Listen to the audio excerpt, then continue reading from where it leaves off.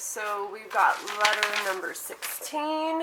We have some pretty white paper here. Seems kind of thick. This is going to be to Matthew, in case you guys are curious. There is, it's going to be a lengthy one, guys. There is 3 pages of this one. First, let's see what we have. Ooh, this is cool. This looks kind of like a bookmark or something. Like, look at that. It's like foil. It's real shiny like.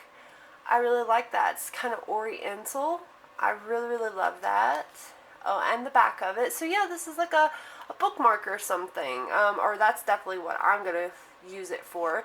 This is really, really pretty. Love that. And here is our business card. And it's a little girl in a boat. And I'm going to kind of hold it up so you guys can read it just a little bit. It says goods for the millions. Dinner, tea, and chamber sets. So it's like, I see chandeliers, lamps, tea, china, chocolates. Looks like they do a little bit of everything there. This looks like a recipe for something. I have never heard of this before. Maybe in the letter she might tell what this is. I'm going to hold it up so you guys can maybe see the ingredients in it. This recipe has been included for historical reference only. We strongly discourage subscribers from making or putting this on their skin as it contains lead. So this is like a skincare thing that they would have probably used back in the day. So you guys do take caution. There is a caution on the bottom and it says do not use this because it contains lead, but for historical purposes they did add this in there. Okay, so let's go ahead and let's get to the letter. It's gonna kind of be a long one, and I did say I would try to get through it as quickly as I could.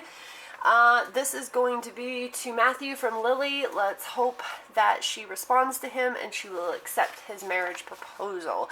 So let's see what she has to say. October 27th, 1884. My dear Matthew, why on earth would I be in danger of falling in love with Sheriff Parson? He's been as kind as a gentleman as one could hope, and I do owe him a great deal for keeping Gamut dreadful Maud at bay while I was a suspect in the White Widow murders. However, not only do I sense he's falling very quickly in love with my sister, I knew it, guys, but he knew I was desperately in love with you from our very first conversation. And how could I not be? After meeting you in Chicago and spending days in your company on the train, I knew even before discovering Mr. Gamut was a train robber, I'd never be happy with any man other than Matthew Hickman. If you hadn't spoken soon, I would have entirely given myself up as a professional maker of brides' dresses, but never a bride. So I'm very happy to accept your marriage proposal. Truly, Matthew, I'm quite wholeheartedly yours and have been since the moment I realized your dimples were so pronounced. I could see them through your whiskers, a fact of which your photograph demonstrates quite handsomely. I am, by the way, very much in earnest about Sheriff Parson being sweet on Katie, knowing the sort of gentleman he's partial to. I had a feeling she might fall for him, but I had no way of knowing he would fall for her so quickly in return. Although, between you and me, I would have thought him a simpleton if he hadn't. We shall see where that leads, I suppose. Finally, I was very glad to hear you made it safely out of your latest escape from the Bright Stars. How terrible they've been to you. But I agree with you. Belladonna's words and actions are curious. The best way to put an end to the chase is by getting to the bottom of whatever she was talking about. Who was Captain Rooney to them, really? I wish you luck and a speedy return to me. And now I must tell you the latest developments concerning the White Widow. It all started after Sheriff Parson put me in prison for my own protection, as he claimed. I was quite furious with him for it, as I'm sure he told you, but it all worked out for the best in the end. While I was going positively mad with boredom, before Katie and I decided to begin holding our fittings in the jailhouse, He allowed me to pass a few hours examining the train of my wedding dress. Mr. Gamet tore off the White Widow.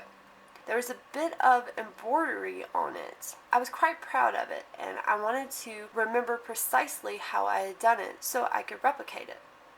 While I was looking closely at it, I found something that has given us a clue concerning the identity of the White Widow. What I found was some makeup, and not just any makeup, mind. There was a peculiar kind of makeup. The reason Sheriff Parson didn't see it before was because the makeup is white.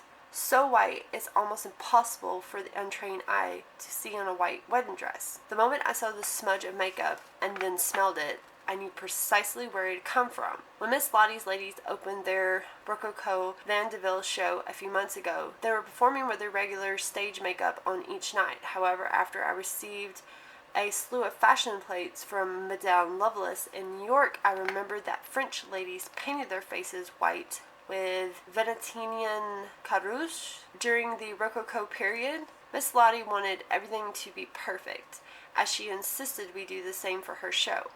It's rather simple to make, and one of its main ingredients happens to be vinegar, which, as you know, is quite potent.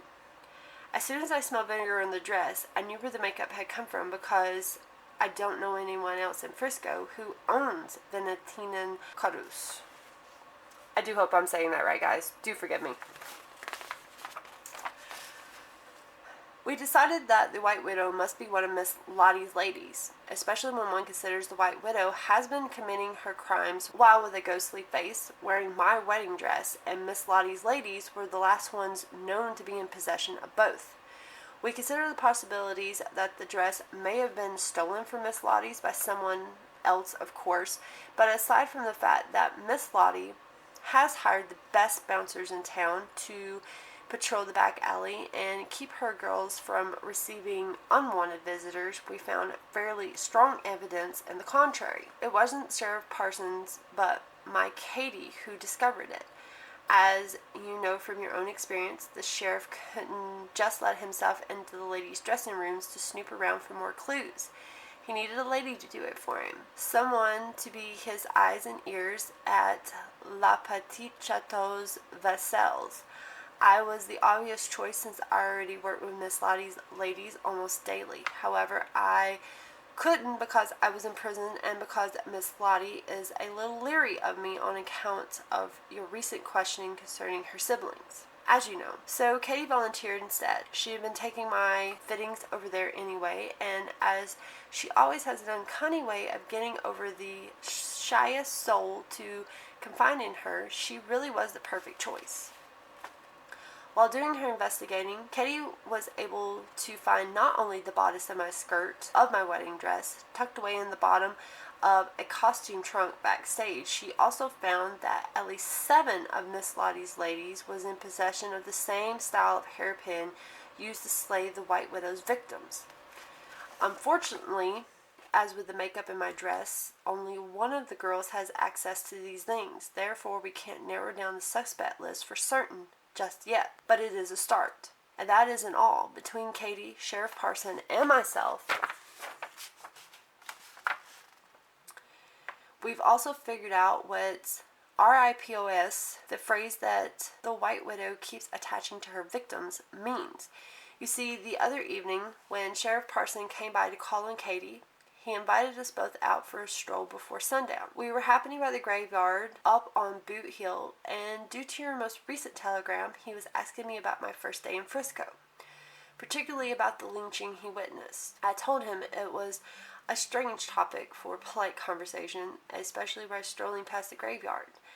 That's when I realized he led us to a peculiar tombstone. He asked if I saw anything familiar. At first I was confused and a little put out, as I didn't want a conversation to upset a particular romantic stroll that I knew Katie had been looking forward to. But then I read the tombstone, which said R.I.P. Oliver Snip. Then it all became clear. R.I.P.O.S. Rest in peace, Oliver Snip. The sheriff's hypothesis is that whoever the White Widow is, she is out for revenge. Mr. Snip's tragic death. The most obvious suspect is Mr. Oliver Snip's widow, as the sheriff decided to start there. The only problem is no one seems to know who Oliver Sit's widow is, due to those notes someone delivered to him. Sheriff Parson is certain she exists. He even did some digging around over in Beaver, where Mrs. Snip apparently often went to her sister's. Unfortunately, none of the miners who knew Mr. Snip was married could say she was always gone.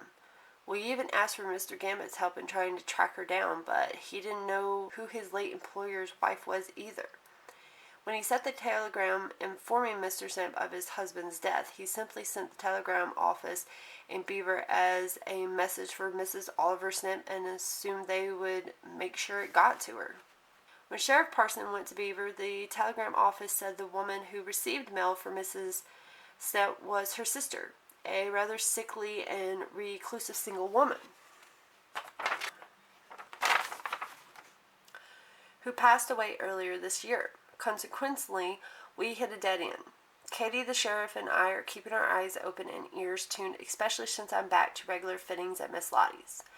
It's about time for a new show, and this time she wants me to create a masquerade-inspired costume in time for Valentine's Day, which will be delightful, if not illuminating. There is something liberating about wearing a mask. I hate to think of any of these girls being a murderer, but perhaps wearing a mask will cause the White Widow to slip up and reveal her identity somehow. In the meantime, as your official fiancé, it is now proper to close my letters by telling you I think and dream of you and pray for you always in all eagerness. You have made me an exceptionally happy woman. Yours with all my heart, Lily Clara. And I always love her letters. She has this beautiful flower letter at the bottom, a few pages embroidered with it. I really, really love that. And I love the back of this. How beautiful is that? You could just frame that, and that would look so beautiful, I think. So, okay, that was the letter, guys. You're going to have to let me know what you think about it. I'm excited that she has said yes to Mr. Hickman. Can't wait to see the wedding. I can't wait. Hopefully, maybe in next coming letters, she will talk more about their masquerade. I really, really love this. Can't wait to use this as a bookmark, as that is what I'm going to use it for. So I hope you guys like these letters. Do let me know what you think. And I will see all of you back here in my next flower letter. Bye.